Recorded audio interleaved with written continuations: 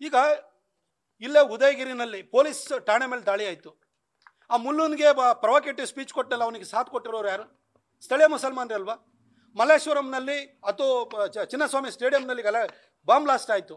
ಸ್ಥಳೀಯರ ಸಪೋರ್ಟ್ ಇಲ್ದಲೇ ಬರೋಕ್ಕಾಗುತ್ತೆ? ಎಲ್ಲ ಪಾಕಿಸ್ತಾನದವನು ಇಲ್ಲಿಗೆ ಬಂದುಬಿಟ್ಟು ಇಲ್ಲಿ ರೆಕಿಂಗ್ ಮಾಡಿಕೊಂಡು ಇಲ್ಲಿನ ಸ್ಥಳ, ಇಲ್ಲಿನ ಒಂದು ಭೌಗೋಳಿಕ ಹಿನ್ನೆಲೆಯನ್ನು ತಿಳ್ಕೊಂಡು ಅವನು ಅಟ್ಯಾಕ್ ಮಾಡೋಕ್ಕಾಗುತ್ತಾ? ಅಥವಾ ನೀವು ಪುಲ್ವಾಮಾ ಅಟ್ಯಾಕನ್ನೇ ತೊಗೊಳ್ಳಿ, ಬಾಲಾಕೋಟ್ ಅಟ್ಯಾಕನ್ನೇ ತೊಗೊಳ್ಳಿ, ಅಥವಾ ನಿಮಗೆ ಡೆಲ್ಲಿನಲ್ಲಿ ಬಾಂಬ್ ಬ್ಲಾಸ್ಟ್ ಆಗಿದ್ದು ನೋಡಿ, ಮುಂಬೈ ಅಟ್ಯಾಕ್ ನೋಡಿ, ಲೋಕಲ್ ಸಪೋರ್ಟ್ ಇಲ್ದಲೇ ಮಾಡ್ಲಿಕ್ಕೆ ಸಾಧ್ಯ ಇದೆಯಾ? ಯಾಕೆ ಅಂತೇಳಿ ಹೇಳಿ ಈ ಲೋಕಲ್ ಸಪೋರ್ಟು ಈ ಮುಸಲ್ಮಾನರೇ ಕೊಡ್ತಾ ಇರೋವಂಥದ್ದು. ಯಾಕೆ ಅಂತಂದರೆ ಇವತ್ತು ನೀವು ನೋಡಿ, ನಮಗೆ ಜನ್ಮಭೂಮಿ ಇದೆ, ಪವಿತ್ರ ಭೂಮಿನೂ ಇದೆ, ಆದರೆ ಮುಸಲ್ಮಾನರಿಗೆ ಜನ್ಮಭೂಮಿ ಇದೆ ಆದ್ರೂ ಕೂಡ ಪವಿತ್ರ ಭೂಮಿಯವರಿಗೆ ಮೆಕ್ಕಾ ಮದೀನಾಗಿದೆ. ಎಲ್ಲೋ ನಡೆದಂಥ ಘಟನೆಗಳಿಗೆ ಆಟಮ್ ಅಂಡ್ ಟರ್ಕ್ಸು ಅಲ್ಲಿ ಹೋದಾಗ ಕ್ಯಾಲಿಫೆಟ್ಟನ್ನು ಕೆಳಗಡೆ ಹಾಕಿದ ಕೂಡಲೇ ಭಾರತದಲ್ಲಿ ದೊಂಬಿ ಇಳಿಸ್ತಾರೆ. 1979ರಲ್ಲಿ ಅಲ್ ಅಕ್ಸಾ ಮಸೀದಿ ಇಸ್ರೇಲ್ನಲ್ಲಿ ನೆಲಸಮ ಆಗಿದೆ ಅಂತ ಹೇಳ್ಬಿಟ್ಟು ಗುಜರಾತ್ನಲ್ಲಿ ದಾಳಿ ಮಾಡ್ತಾರೆ. ಎಲ್ಲೋ ನಡೆದ ಘಟನೆಗಳಿಗೆ ಇಲ್ಲಿ ಪ್ರೊಟೆಸ್ಟ್ ಮಾಡ್ತಾರೆ.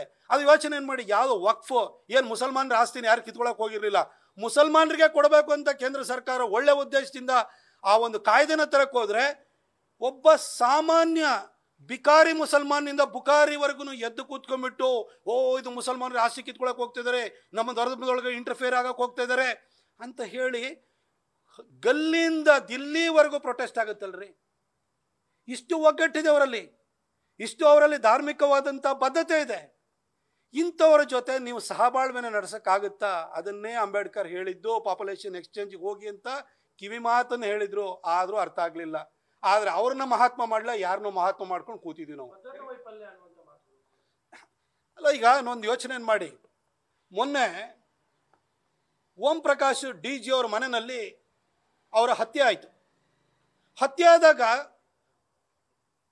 ಕೆಲವು ರೆಲೆವೆಂಟ್ ಕ್ವಶನ್ ಕೇಳಿದ್ರು, ಇದರಲ್ಲಿ ಪೊಲೀಸ್ ಇಲಾಖೆ ಕ್ರಮ ತಗೊಳ್ಬೋದಿತ್ತು ಅಂತ ಹೇಳಿ. ಅದ್ರ ಹಿನ್ನೆಲೆ ಯಾಕೆ ಅಂತ ಹೇಳಿದ್ರೆ ವಾಟ್ಸಪ್ ಗ್ರೂಪ್ನಲ್ಲಿ ಆಕೆ ಮೆಸೇಜ್ ಹಾಕಿದ್ದು ಎಲ್ಲ ಹೌದು. ಆದರೆ ಕಾಂಗ್ರೆಸ್ನವ್ರು ಏನಂತ ಹೇಳಿದ್ರು, ಮನೆಯಲ್ಲಿ ಹೆಂಡ್ತಿನೇ ಚುಚ್ಚಿದ್ರೆ, ಮನೆ ಒಳಗಡೆ ಹೆಂಡ್ತಿನೇ ವಿರುದ್ಧವಾದರೆ ಏನು ಮಾಡೋಕ್ಕಾಗುತ್ತೆ ಅಂತ. ಇವ್ರು ಯಾರು ಇಲ್ಲಿರೋ ಈಗ ಈ ಭಯೋತ್ಪಾದಕರಿಗೆ ಸಪೋರ್ಟ್ ಕೊಡ್ತಾ ಇರೋರು, ಅವರಿಗೆ ಲಾಜಿಸ್ಟಿಕ್ ಸಪೋರ್ಟ್ ಕೊಡ್ತಾ ಇರೋರು ಯಾರು? ಮನೆ ಒಳಗಡೆನೇ ಇರುವಂಥವ್ರು. ಅದನ್ನು ಅರ್ಥ ಮಾಡ್ಕೊಳ್ಳಿ. ಇದು ಭದ್ರತಾ ವೈಫಲ್ಯವಲ್ಲ.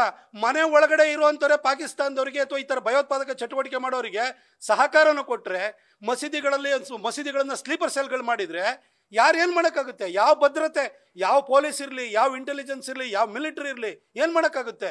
ಮೋದಿಯವರು ಬಂದಾದ ನಂತರ ಗಡಿಗಳನ್ನು ಭದ್ರ ಮಾಡಿದ್ದಾರೆ. ಆದರೆ ಗಡಿ ಒಳಗಡೆ, ದೇಶದ ಒಳಗಡೆ ಇದಾರಲ್ಲ, ಈ ಧರ್ಮಾಂಧ ಮನಸ್ಥಿತಿಗಳಿದಾವಲ್ಲ, ಈ ಒಂದು ನಮ್ಮನ್ನು ಹೊಡಿಬೇಕು, ಹಿಂದೂ ಧರ್ಮವನ್ನು ಮುಗಿಸ್ಬೇಕು ಅಂತ ಹೊರಟಿದಾರಲ್ಲ, ಇವ್ರ ಬಗ್ಗೆ ಏನು ಮಾಡ್ತೀರಿ? ಈ ಒಳಗಡೆ ಇರುವಂಥ ಎನಿಮೆಗಳ ಬಗ್ಗೆ ಏನು ಮಾಡ್ತೀರಿ?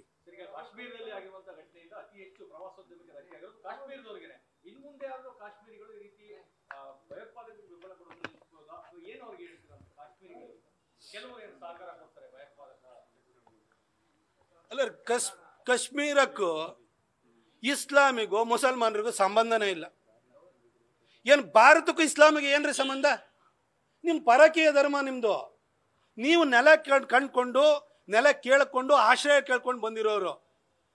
ಅವರಿಗೆ ಈ ಥರ ಆಶ್ರಯ ಕೇಳ್ಕೊಂಡು ಬಂದಂಥ ಧರ್ಮವನ್ನು ಪಾಲಿಸುವವರಿಗೆ ಅವರಲ್ಲಿ ಇಷ್ಟು ದೊಡ್ಡ ಧರ್ಮಾಂಧತೆ ಇದೆ ಅಂತಂದರೆ ಅವರಿಗೆ ಟೂರಿಸಮ್ಮು, ಈ ಥರ ಊಟ ಮಾರಾಟ ಅವ ಬಗ್ಗೆ ಯೋಚನೆ ಮಾಡಲ್ಲ.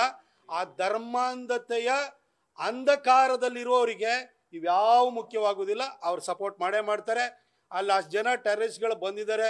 ಅಲ್ಲಿರುವಂಥ ಟ್ಯಾಕ್ಸಿ ಡ್ರೈವರ್ಸ್ ಇರ್ಬೋದು, ಅಲ್ಲಿರುವಂಥ ರೆಸಾರ್ಟ್ಗಳನ್ನ ರನ್ ಮಾಡೋರು ಇರ್ಬೋದು. ಅವ್ರಿಗೆಲ್ಲ ಗೊತ್ತಿರಲ್ವೇನ್ರಿ ಇಲ್ಲಿ ಲೋಕಲಲ್ಲಿ? ಅವ್ರನ್ನ ಕೇಳ್ಕೊಂಡು ಯಾವ ದಿನ ಯಾರು ಎಷ್ಟು ಜನ ಟೂರಿಸ್ಟ್ ಬರ್ತಾರೆ, ಎಷ್ಟು ಬುಕ್ಕಿಂಗ್ ಇದೆ ಅದನ್ನು ತಿಳ್ಕೊಳ್ದಲ್ಲೇ ಇರ್ತಾರೆ. ಆ ಮಾಹಿತಿನ ಕೊಡ್ದಲ್ಲೇ ಇರ್ತಾರೆ. ಲೋಕಲ್ ಸಪೋರ್ಟ್ ಇಲ್ದಲ್ಲ ಏನೂ ನಡೆಯೋಕ್ಕೆ ಸಾಧ್ಯ ಇಲ್ಲ. ಸುಮ್ಮನೆ ಕೂತ್ಕೊಂಡ್ಬಿಟ್ಟು ಕಾಶ್ಮೀರಿಗಳೆಲ್ಲ ಅಲ್ಲಿರುವಂಥ ಮುಸಲ್ಮಾನರು ಟೂರಿಸಮಿಗೋಸ್ಕರ ಸಪೋರ್ಟ್ ಮಾಡ್ತಾರೆ ಅನ್ನೋದಾದರೆ, ಅಲ್ಲಿ ಹೋಗ್ಬಿಟ್ಟು ನಿಮಗೆ ದಲ್ಲೇಕತ್ರ ಹೋದರೆ ಅಲ್ಲಿ ಮಸಾಲಾ ಪೂರಿ ಮಾಡೋರನ್ನೇ ಬಂದು ಹೆಕ್ಕಿ ಹೊಡಿತಾರೆ. ಒಬ್ಬರಾರು ಖಂಡಿಸಿದ್ರೇನ್ರಿ?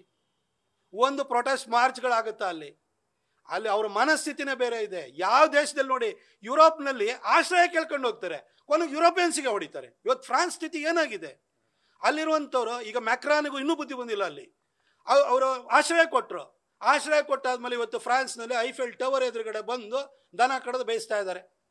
ಇದು ನೋಡ್ರೆ ಅವರಿಗೂ ಯುರೋಪಿಗೂ ಇಸ್ಲಾಮಿಗೂ ಸಂಬಂಧನೇ ಇಲ್ಲ. ಆಶ್ರಯ ಕೊಟ್ಟವ್ರನ್ನೇ ಮುಗ್ಸಾಕೊಟ್ಟಿರೋವಂಥ ಮನಸ್ಥಿತಿ. ಇಂಥವ್ರಿಗೆ ನಿಮಗೆ ಯಾವ ವ್ಯಾಪಾರ ವಹಿವಾಟ ಯಾವುದು ಮುಖ್ಯವಾಗಲ್ಲ. ಅಂಬೇಡ್ಕರ್ ಅವರನ್ನ ಇವತ್ತಾದ್ರೂ ಕೂಡ ಈ ದೇಶ ಕಂಡ ಅತ್ಯಂತ ಪ್ರಬುದ್ಧ ವ್ಯಕ್ತಿ. ಅವರ ಹೇಳಿರುವಂಥ ಮಾತುಗಳಲ್ಲಿ ಜ್ಞಾನದ ದಿಗ್ದರ್ಶನ ಇದೆ ಅನ್ನೋದನ್ನು ಅರ್ಥ ಮಾಡಿಕೊಂಡು ಇದಕ್ಕೆ ಹೆಡೆಮುರಿ ಕಟ್ಟುವಂಥದ್ದು ಒಂದೇ ಉಪಾಯ, ಹಿಂದೂಗಳು ಒಗ್ಗಟ್ಟಾಗಿರುವಂಥದ್ದು ಅದಕ್ಕಿಂತ ದೊಡ್ಡ ಉಪಾಯ ಅನ್ನೋದನ್ನು ಅರ್ಥ ಮಾಡಿಕೊಂಡ್ರೆ ಸಾಕು.